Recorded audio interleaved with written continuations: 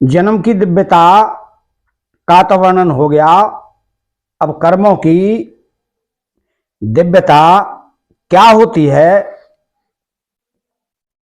इस विषय का आरंभ करते हैं। तो ये यथा माम प्रपद्यन्ते तास्तथैव भजाम्यहम् मम वतर्मानुवर्तन्ते मनुष्याः पार्थ सर्वशः। ये यथा माम प्रपद्यन्ते तास्तथैव भजाम्यहम्, भक्त भगवान की जिस भाव से, जिस संबंध से, जिस प्रकार से शरण लेता है, भगवान भी उसे उसी भाव से, उसी संबंध से, उसी प्रकार से आश्रय देते हैं। जैसे भक्त भगवान को अपना गुरु मानता है तो वे श्रेष्ठ गुरु बन जाते हैं। शिष्य मानता है तो वे श्रेष्ठ शिष्य बन जाते हैं। माता पिता मानता है तो वे श्रेष्ठ माता पिता बन जाते हैं। पुत्र मानता है तो वे श्रेष्ठ पुत्र बन जाते हैं। भाई मानता है तो श्रेष्ठ भाई बन जाते हैं।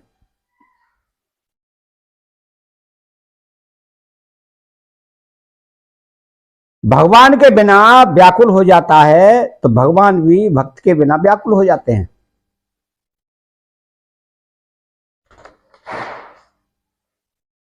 अर्जुन का भगवान श्री कृष्ण के प्रति सखा भाव था तथा वे उन्हें अपना सारथी बनाना चाहते थे, अतः भगवान सस्वभाव में उनके सारथी बन गए। विश्वामित्र ऋषि ने भगवान श्री राम को अपना शिष्य मान लिया तो भगवान उनके शिष्य बन गए। इस प्रकार भक्तों के श्रद्धा भाव से अनुसार भगवान का वैसा ही बनने का स्वभाव है। अनंत ब्रह्मांडों के स्वामी भगवान भी अपने ही बनाए हुए साधारण मनुष्यों के भावों के अनुसार बर्ताव करते हैं। यह उनकी कितनी विलक्षण उदारता, दयालुता और अपनापन है।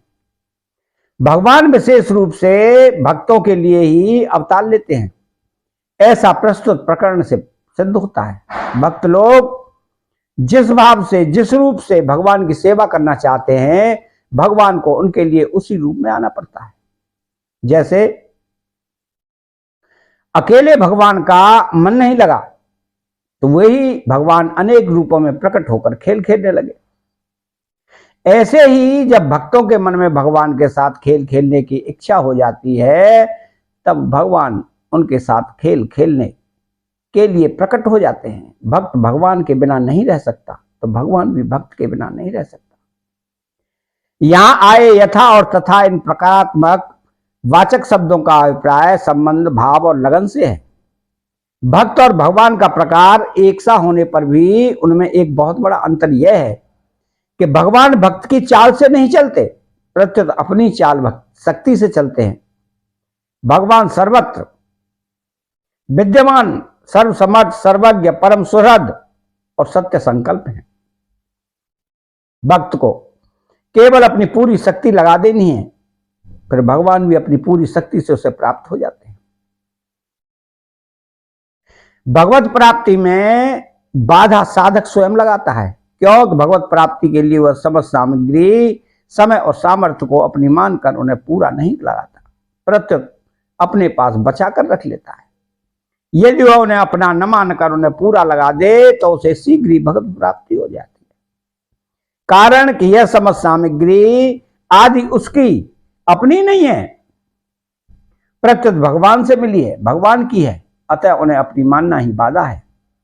साधक स्वयं भी भगवान का ही अंश है। उसने खुद अपने को भगवान से अलग माना है, भगवान ने नहीं।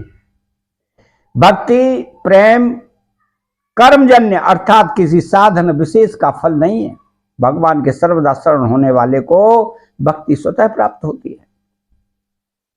दास्य, सख्य, वात्सल्य, माधुर्य आदि भावों में सबसे श्रेष्ठ शरणागति का भाव है। यहां भगवान मानो इस बात को कह रहे हैं कि तुम अपना सब कुछ मुझे दे दोगे तो मैं भी अपना सब कुछ तुम्हें दे दूंगा, और तुम अपने आप को मुझे दे दोगे तो मैं भी अपने आप को तुम्हें दे दूंगा। भगवत प्राप्ति का कितना सरल और सस्ता सौदा है। अपने आप को भगवत चरणों में समर्पित करने के बाद भगवान भक्त की पुरानी त्रुटियों को याद तक नहीं करते। वे तो वर्तमान में साधक के हृदय का दृढ़ भाव देखते हैं। तो रहते न प्रभु चेत चूक किए की करत सुरते सयवार हिए की। इस श्लोक में द्वैत अद्वैत सगुण निर्गुण सायुज्य सामीप्य आदि शास्त्रीय विषय का वर्णन नहीं है, प्रत्युत भगवान से अपनेपन का ही वर्णन है। जैसे 9वें श्लोक में भगवान के जन्म कर्म की दिव्यता को जानने से भगवत प्राप्ति होने का वर्णन है। केवल भगवान ही मेरे हैं और मैं भगवान का ही हूं, दूसरा कोई भी मेरा नहीं है और मैं किसी का भी नहीं हूं। इस प्रकार भगवान में अपनापन करने से उनकी प्राप्ति शीघ्र एवं सुगमता से हो जाती है। अतः साधक को केवल भगवान में ही अपनापन मान लेना चाहिए, जो वास्तव में है। चाहे समझ में आए अथवा ना आए, मान लेने पर सब संसार के झूठे संबंध भी सच्चे प्रतीत होने लगते हैं।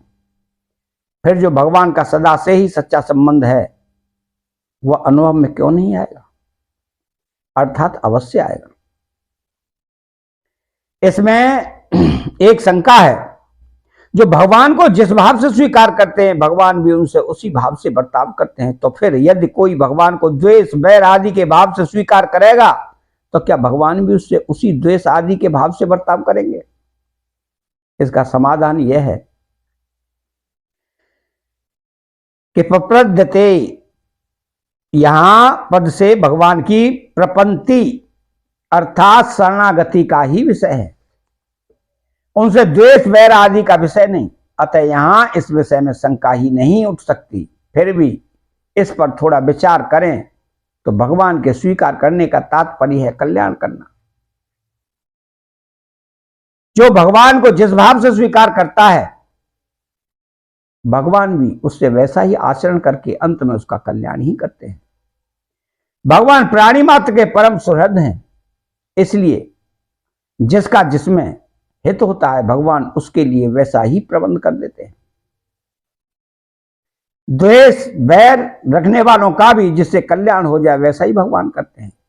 वैर द्वेष रखने वाले भगवान का बिगाड़ भी क्या कर देते हैं। अंगद जी को रावण की सभा में भेजते समय भगवान श्री राम कहते हैं कि वही बात कहना जिससे हमारा काम भी हो जाए और रावण का हित भी हो। काज हमार तास हित होई, तो भगवान की सुहनता की तो बात ही क्या। भक्त भी समस्त प्राणियों के सहृद होते हैं। सुहृदः सर्वदेही नाम, जब भक्तों से भी किसी का किंचित मात्र भी अहित नहीं होता तब भगवान से किसी का अहित हो ही कैसे सकता है। भगवान से किसी प्रकार भावी संबंध जोड़ा जाए वह कल्याण करने वाला ही होता है, क्योंकि भगवान परम दयालु परम सुहृद और चिन्मय हैं। जैसे गंगा में स्नान वैशाख मास में किया जाए अथवा माघ मास में, दोनों का ही महात्म्य एक समान है, परंतु वैशाख के स्नान में जैसी प्रसन्नता होती है वैसी प्रसन्नता माघ के स्नान में नहीं होती। इसी प्रकार भक्त प्रेम पूर्वक भगवान से संबंध जोड़ने वालों को जैसा आनंद होता है वैसा आनंद वैर द्वेष पूर्वक भगवान से संबंध जोड़ने वालों को नहीं होता। तो मम वतर्मान वर्तन्ते मनुष्या पार्थ सर्वेशा, श्रेष्ठ पुरुष जैसा आचरण करता है दूसरे लोग भी उसी के अनुसार आचरण करने लग जाते हैं। भगवान सबसे श्रेष्ठ सर्वोपरि हैं, इसलिए सभी लोग उनके मार्ग का अनुसरण करते हैं।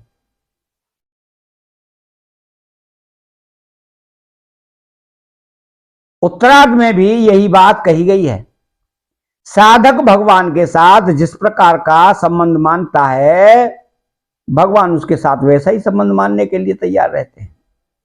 महाराज दशरथ जी भगवान श्री राम को पुत्र भाव से स्वीकार करते हैं, तो भगवान उनके सच्चे पुत्र बन जाते हैं और सामर्थ्यवान होकर भी पिता दशरथ जी के वचनों को टालने में अपने को असमर्थ मानते हैं। इस प्रकार के आचरणों से भगवान यह रहस्य प्रकट करते हैं कि यदि तुम्हारी संसार में किसी के साथ संबंध के नाते प्रियता हो तो वही संबंध तुम मेरे साथ कर लो। जैसे माता में प्रियता हो तो मेरे को अपनी माता मान लो, पिता में प्रियता हो तो मेरे को अपना पिता मान लो, पुत्र में प्रियता हो तो मेरे को अपना पुत्र मान लगो आदि। ऐसा मानने से मेरे में वास्तविक प्रियता हो जाती है और मेरी प्राप्ति सुगमता पूर्वक हो जाती है। दूसरी बात, भगवान अपने आचरण से यह शिक्षा देते हैं कि जिस प्रकार मेरे साथ जो जैसा संबंध मानता है उसके लिए मैं भी वैसा ही बन जाता हूं, उसी प्रकार तुम्हारे साथ जो जैसा संबंध मानता है तुम भी उसके लिए वैसे ही बन जाओ। जैसे माता पिता के लिए तुम सुपुत्र बन जाओ, पत्नी के लिए तुम सुयोग्य पति बन जाओ, बहन के लिए तुम श्रेष्ठ भाई बन जाओ आदि, परंतु बदले में उनसे कुछ मत चाहो। जैसे कुछ लेने की इच्छा से माता पिता को अपने न मानकर केवल सेवा करने के लिए ही उन्हें अपने मानो, ऐसा मानना ही भगवान के मार्ग का अनुसरण करना है। अभिमान रहित होकर निस्वार्थ भाव से दूसरे की सेवा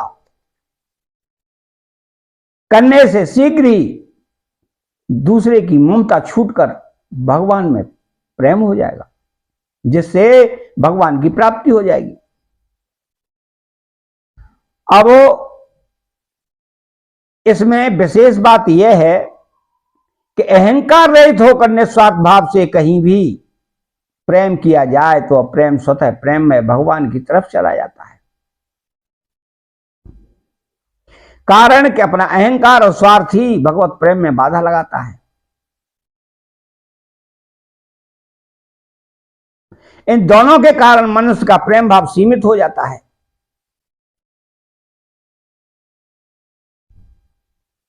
प्रेम भाव व्यापक होने पर उनके माने हुए सभी बनावटी संबंध मिट जाते हैं और भगवान का वास्तविक नित्य संबंध जागृत हो जाता है। जीव मात्र का परमात्मा के साथ स्वतः नित्य संबंध है, परंतु जब तक जीव इस संबंध को पहचानता नहीं और दूसरा संबंध जोड़ लेता है तब तक वह जन्म मरण के बंधन में पड़ा रहता है। उसका इस बंधन दो ओर से होता है। एक तो वह भगवान के साथ अपने नित्य संबंध को पहचानता नहीं, दूसरे जिसके साथ वास्तव में अपना संबंध है नहीं, उसके संबंध को नित्य मान लेता है। जब जीव ये यथा माम प्रपद्यन्ते के अनुसार अपना संबंध केवल भगवान से मान लेता है अर्थात पहचान लेता है, तब उसे भगवान से अपने नित्य संबंध का अनुभव हो जाता है। भगवान के नित्य संबंध को पहचानना ही भगवान की शरण होना है। शरण होने पर भक्त निश्चिंत, निर्भय, निसंकोच, निसंग हो जाता है। फिर उसके द्वारा भगवान की आज्ञा के विरुद्ध कोई क्रिया कैसे हो सकती है? उसकी संपूर्ण क्रियाएं भगवान के आज्ञा अनुसार ही होती हैं। मम वतर्मा नुवर्तन्ते, इसके परिशिष्टि भाव में यद्यपि यह संसार साक्षात परमात्मा का स्वरूप है, तथापि जो इसको जिस रूप से देखता है भगवान भी उसके लिए उसी रूप में प्रकट हो जाते हैं। हम अपने को शरीर मानकर अपने लिए वस्तुओं की आवश्यकता मानते हैं और उनकी इच्छा करते हैं, तो भगवान भी उन वस्तुओं के रूप में हमारे सामने आते हैं। हम असत में स्थित होकर देखते हैं तो भगवान भी असत रूप से ही दिखते हैं। जैसे बालक खिलौना चाहता है तो पिता रुपए खर्च करके भी उसको खिलौना ला कर देता है, ऐसा ही हम जो चाहते हैं परम दयालु भगवान स्वयं सदा सत्स्वरूप रहते हुए भी उसी रूप से हमारे सामने प्रकट हो जाते हैं। अगर हम भोगों को न चाहें तो भगवान को भोग रूप से क्यों आना पड़े, बनावटी रूप क्यों धारण करना पड़े?